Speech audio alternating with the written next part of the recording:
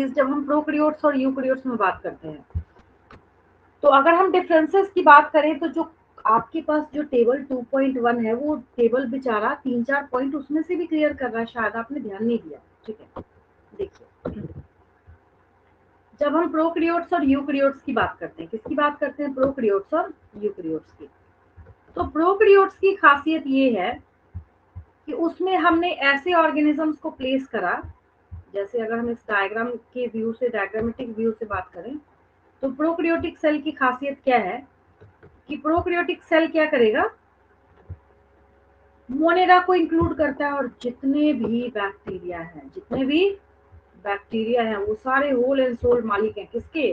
Prokaryotes के। ठीक है, तो जो प्रिमिटिव लेवल का यहाँ पे है प्रोकैरियोटिक सेल, वो कौन कैरी कर रहा है? थोड़ा ब्लड है तो इसको रहने दीजिए, कोई बात नहीं, बट आपको इतना पता चल रहा होगा ये एक बैक्टीरिया है और ये एक मतलब नॉर्मल आपकी बॉडी का सेल है, अगर हम ऐसा बोलें। ठीक है, कैसे हमने समझा कि आपकी बॉडी का सेल है? क्योंकि यहाँ पे एनिमल सेल ही बताया जा रहा है। ठीक है, तो सबसे पहला पॉइंट ये कि जो प्रोकैरियोट्स थे वो प्रिमिटिव टाइप ऑफ सेल को कैरी करने का काम करते थे, और जो यूकैरियोट्स थे, कौन थे? यूकैरियोट्स थे, उनके पास एडवांस टाइप ऑफ सेल जो है वो अवेलेबल होता है। अब ये तो बच्चों वाला पॉइंट हो गया, फिर हम वापस कैसे कैटेगराइज करें? तो कैटेगराइज करने का सबसे बड़ा बेसिस ही यही है कि ध्यान से उनका न्यूक्लियर मेम्ब्रेन देखा गया। क्या देखा गया? न्यूक्लियर मेम्ब्रेन देखा गया, तो पता चला कि अच्छा, जो प्रोकैरियोट्स हैं, कौन है? प्रोकैरियोट्स हैं, उनके पास न्यूक्लियर मेम्ब्रेन जो है वो एब्सेंट होता है। कभी भी गलती से ओल्ड बुक्स में जो ये मिस्टेक करी होती है, कभी भी गलती से ये पॉइंट नहीं लिखेंगे। कई बार छोटे बच्चे जब लिख रहे होते हैं तो लिखते हैं प्रोकैरियोट्स में न्यूक्लियर मेम्ब्रेन इज एब्सेंट, और यूकैरियोट्स में लिखते हैं न्यूक्लियर मेम्ब्रेन इज प्रेजेंट। ऐसा काम तो बिल्कुल भी नहीं करना है। ठीक है, और साइज की जब हम बात करते हैं यहाँ पे, तो प्रोकैरियोट्स जो है बहुत छोटे, बैक्टीरिया बेचारा खुद ही माइक्रोस्कोपिक है, पता है आपको। ठीक है, बहुत आप हार्डली करेंगे तो 0.5 माइक्रोमीटर तक ये जाएगा। ठीक है, और ये फ्लैजिला, आप किसी भी बैक्टीरिया का डायग्राम देखिए, आपको एक हेयर लाइक स्ट्रक्चर जो दिखता है, दैट इज फ्लैजिला। प्लाज्मिड और कैप्सूल बाहर की जो कवरिंग होती है, आपके दिमाग में क्वेश्चन घूम रहा होगा, then what is the plasmid? अभी मैं आपको बिल्कुल प्रिमिटिव लेवल पे सिखा रही हूँ, बस इतनी सी बात याद रखिए। अगर कोई बैक्टीरिया या अगर कोई प्रोकैरियोट है, उसके पास एक एक्स्ट्रा क्रोमोसोमल मटेरियल होता है, सिंगल सर्कुलर होता है। कैसा होता है? सिंगल सर्कुलर होता है, तो उसको हम प्लाज्मिड कहते हैं। प्लाज्मिड क्यों बोल रहे हैं? क्योंकि हम उसका सारे जेनेटिक इंजीनियरिंग में इस्तेमाल करेंगे। ठीक है, ऑर्गेनेल्स की जब हम बात करें तो आपको पता ही है, membrane bound organelles are absent in prokaryotes, इसमें नहीं होगा। और इसमें क्या होगा? सब चिपका दीजिए, जितना एडवांस्ड ऑर्गेनेल आप जानते हैं, न्यूक्लियस है, माइटोकॉन्ड्रिया है, क्लोरोप्लास्ट है, एंडोप्लाज्मिक रेटिकुलम है, लाइसोसोम, सब होगा इसमें। साइज यहाँ पे 0.5 से ज्यादा नहीं जाएगा, यहाँ पे आप 240 माइक्रोमीटर तक जा सकता है। सेल वॉल स्ट्रक्चर के बारे में जब बात करें तो अच्छा, सेल वॉल स्ट्रक्चर के बारे में जब बात करें तो एक बेसिक सी बात जो टिप के तौर पे भी आप समझ सकते हैं, बैक्टीरिया आपको पता है बहुत हीट ऑर्गेनिजम्स में से आते हैं, तो कैसे ये सर्वाइव करता है इतना हार्श हैबिटेट में? सोचिए, इतने हार्श हैबिटेट में ये कैसे सर्वाइव करता है? तो इतने हार्श हैबिटेट में ये इसलिए सर्वाइव कर पाता है क्योंकि इसके पास इसका जो सेल वॉल है वो काफी रिजिड होता है। रिजिड किसकी वजह से है? क्योंकि ये किसका बना हुआ है? ग्लाइकोप्रोटीन्स का बना हुआ है। किसका बना हुआ है? ग्लाइकोप्रोटीन्स का बना हुआ है। ठीक है, और यूकैरियोट्स, अब यूकैरियोट्स आपको पता ही है, फंजाई है, प्लांटी है, एनिमेलिया है। तो एनिमेलिया के पास तो है ही नहीं सेल वॉल। और प्रोटिस्टा क्यों नहीं लिखा यहाँ पे? कुछ बच्चों का क्वेश्चन हो सकता है दिमाग में, प्रोटिस्टा क्यों नहीं लिखा? Because protista is the heterogeneous kingdom. Protista में कुछ मेंबर्स में सेल वॉल होता है, याद रखिएगा। बट यहाँ पे सिर्फ फंजाई और प्लांटी लिखा गया क्योंकि दो तो बिल्कुल क्रिस्टल क्लियर है, दो को तो कोई काट नहीं सकता इस पूरी दुनिया में। ठीक है, तो फंजाई का सेल वॉल काइटिन का बना होता है और प्लांट्स का सेलुलोज का बना होता है। Cellulose is a kind of polysaccharide, इसलिए यहाँ पे पॉलीसेकेराइड लिखा है। Animals have no cell wall. ठीक है, जेनेटिक मटेरियल जो है वो प्रोकैरियोट्स का सिंगल सर्कुलर होगा, और इसमें कैसा होगा? लीनियर होगा। राइबोसोम का टाइप प्रोकैरियोट्स में 70S 80S, ये तो बचपन में खूब लिखते थे आप, है ना, 70S 80S। हाँ, अगर आपकी क्वेरी ये है कि हमें मैम ये नहीं पता चल रहा कि सिंगल सर्कुलर डीएनए कैसा होता है प्रोकैरियोटिक का और यूकैरियोटिक का लीनियर डीएनए कैसा होता है, मैं वो दिखा सकती हूँ आपको, ठीक है। चलिए देख लीजिए, क्योंकि वो इम्पोर्टेंट पॉइंट है, तो मैं आपको शो कर देती हूँ। जो सिंगल सर्कुलर डीएनए है, तो prokaryotic genetic material, prokaryotic genetic material, genetic material कैसा होगा, मतलब एक छोर और दूसरा छोर जो है वहां पे वो कैसा है, अटैच्ड है।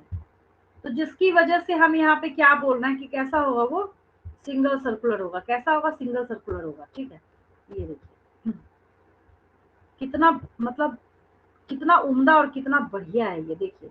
मान लीजिए इसको निकालते हैं हम लोग, बहुत सारी क्वेरी जो है ना आपकी इससे जिंदगी भर के लिए सॉल्व हो जाएगी। देखिए बार बार बच्चे कंफ्यूज होते हैं, बार बार दिमाग खराब करते हैं, मैडम हम जेनेटिक मटेरियल और प्लाज्मिड में कंफ्यूज कर रहे हैं, जेनेटिक मटेरियल और प्लाज्मिड में कंफ्यूज कर रहे हैं, ठीक है। देखिए इतना जूम कर दिया मैंने ताकि जिंदगी भर आपको कभी कोई कंफ्यूजन ना हो। आज के आज गांठ बांध लीजिए क्रिस्टल क्लियर तरीके से, हमेशा क्लियर याद रखिए। सर्कुलर बोलने का यहाँ पे ये कतई मतलब नहीं है कि अगर हम सर्कुलर बोल रहे हैं तो बिल्कुल आपके हाथ में जो कंगन होता है या कड़े जो आप पहनते हैं, बिल्कुल आपने डिवाइडर लेके गोल खींच दिया। सर्कुलर बोलना इन द सेंस कि आप जब इसको देखेंगे ध्यान से तो इसका एक छोर और दूसरा छोर, चाहे आप कितना भी घुमा लीजिए, इसको कनेक्टेड हो जाए, इसको उस सेंस में सर्कुलर बोला जा रहा है। तो आपके दिमाग में क्वेश्चन अराइज हुआ या नहीं हुआ कि एक को जब बैक्टीरियल डीएनए लिखा है तो then why is plasmid written here. यहाँ पे हमने प्लाज्मिड, प्लाज्मिड की डेफिनेशन ही ये है, extra chromosomal material of bacteria. कोई बैक्टीरिया या मोनेरा जो है, जो एक्स्ट्रा क्रोमोसोमल मटेरियल को कैरी कर रहा है, उसको हम लोग क्या कहते हैं, प्लाज्मिड कहते हैं। क्या कहते हैं हम लोग, प्लाज्मिड कहते हैं। मैंने इतने दिन आपको क्लास कराया, बट मैं एक बात आपको बोलना भूल गई, और आज की क्लास में मैं आपको रिकॉल करा देती हूँ। आप जितने भी स्टूडेंट्स हैं ना, जो भी स्टूडेंट मेरे से क्लास ले रहे हैं, जितने बच्चे मेरे से बायो पढ़ते हैं ना, उनको फर्स्ट क्लास में ही मैं ये एक वार्निंग दे देती हूँ, मैं आपको अभी भी बोल रही हूँ। पहली चीज ये, आपका 11th और 12th क्लास दोनों जो है वो हमने एक साथ एग्जाम दिया है, ठीक है। मतलब 11th प्लस 12th, आप समझ ही सकते हैं कि कितना वास्ट होगा उस टाइम। तो आपको दोनों साल एग्जाम तो देने को मैं नहीं बोल रही, बट वो तो गवर्नमेंट ने ऐसा कर दिया कि आप 11th का 11th में आप समझिए और 12th का 12th में, नीट में दोनों साल का आपको देना पड़ेगा, ठीक है। पढ़ना तो वैसे भी। तो सारे बच्चों से रिक्वेस्ट है कि 11th की एनसीईआरटी तो ले ली होगी अभी तक आपने सबने। 11th की एनसीईआरटी अगर आपने ले ली है तो बहुत अच्छी बात है, और 11th की एनसीईआरटी जिन बच्चों ने लिया है वो 12th की भी एनसीईआरटी खरीद के रख लेना।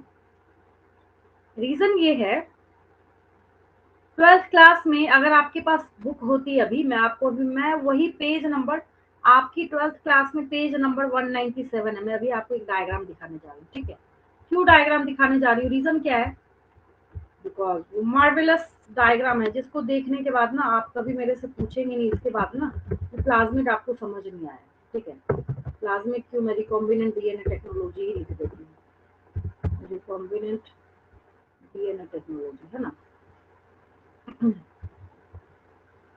तो ये जो रिकॉम्बिनेंट डीएनए टेक्नोलॉजी है, इसके लिए एनसीईआरटी किताब में क्लास 12th में पेज नंबर 197 पे एक डायग्राम बना हुआ है, ठीक है। एनसीईआरटी ही लिख देती हूँ मैं, क्या जाता है, ताकि आपको ना लगे कि मैडम आउट ऑफ सिलेबस बता रही है कुछ।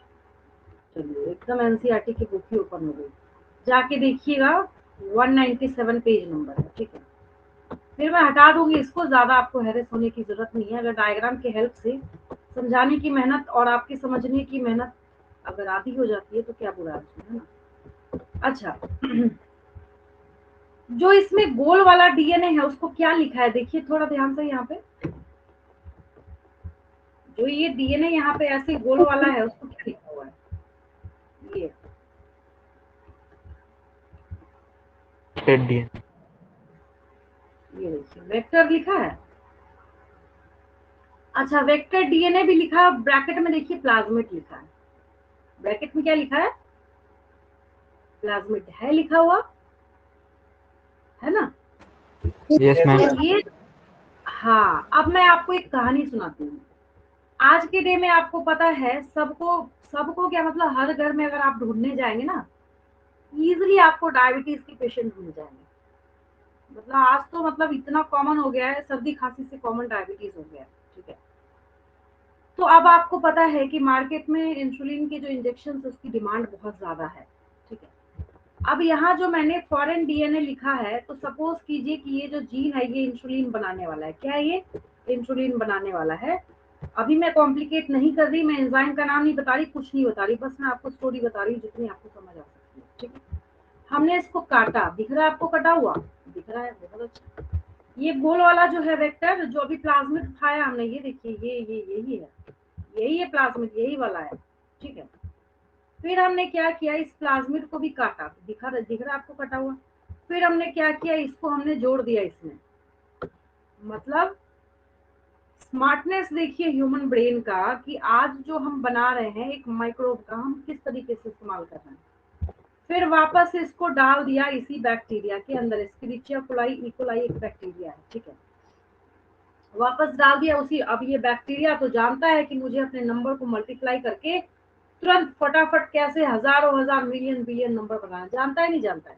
जानता है। ठीक है, तो ये जैसे जैसे नंबर बढ़ाएगा, ये क्या करेगा, इंसुलिन, मैंने आपको इंसुलिन का एग्जांपल दिया है, इससे कुछ भी बनाया जा सकता है। कोई भी फॉरेन प्रोडक्ट जो हम अपने मन में सोचे मुझे ये बनवाना है, तो हम बना सकते हैं। ठीक है, तो ये पेज मैं हटाने जा रही हूँ, यहाँ से रिमूव करने जा रही हूँ। पता चला आपके जो मैं भेजूंगी पीडीएफ, उसमें ये भी चला जाएगा, तो आप बेकार का परेशान हो जाइएगा। ठीक है, तो मैं मैम एक इसको डाउट कॉल था। करके बता दीजिए। बोलिए। मैम मेरा डाउट था कि मैम ये मैम फॉरेन डीएनए नहीं समझा। फॉरेन डीएनए पता है क्यों लिखा है? ये ऐसा नहीं विदेश से आया है। फॉरेन डीएनए मतलब नहीं समझे? अच्छा, ये तो बैक्टीरिया वाला है, ये किसका है? बैक्टीरिया वाला है, प्लाज्मिड। प्लाज्मिड अभी देखा, प्लाज्मिड में तो कोई दिक्कत नहीं किसी को। ठीक है,